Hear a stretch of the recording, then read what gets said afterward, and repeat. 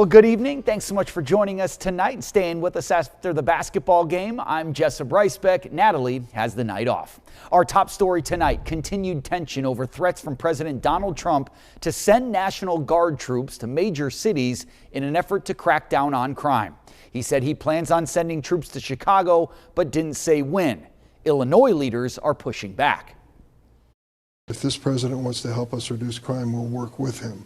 But this notion that he is going to invade Chicago, put military checkpoints in that city, for God's sake, that's just an outrage. We will have more about the president's call for troops in big cities in our next half hour. But first, we focus on the impact these threats are having here in Milwaukee. Community leaders speaking up about their concerns. Yesterday, the police union's president broached the idea of bringing in the National Guard, sparking reaction. Adam Reif joins us now live from our newsroom with more from community leaders tonight. Adam.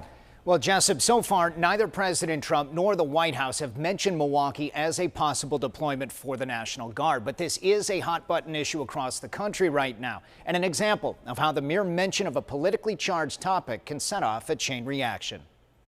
It's just a political move. At a Wednesday news conference, Milwaukee community leaders spoke about the impact a potential National Guard deployment could have in the city. There's absolutely an enhanced fear when it comes to thinking that there might be National Guard folks walking our neighborhoods, walking our blocks. Despite no solid plans whatsoever, the mere thought of federal troops on the ground has elevated concern in some minority neighborhoods. There's even more fear than there was when we first saw President Trump take office. The situation escalated this week when Alexander Ayala, the president of the police union, said he'd welcome the Guard in Milwaukee. Ayala added he was thinking about reaching out to the Trump administration himself, even though he does not have the authority to request the Guard.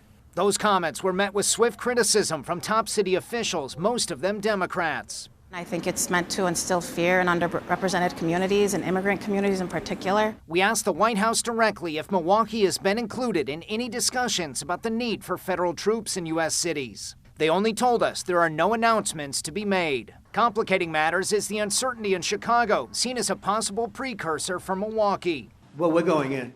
I didn't say when. We're going in.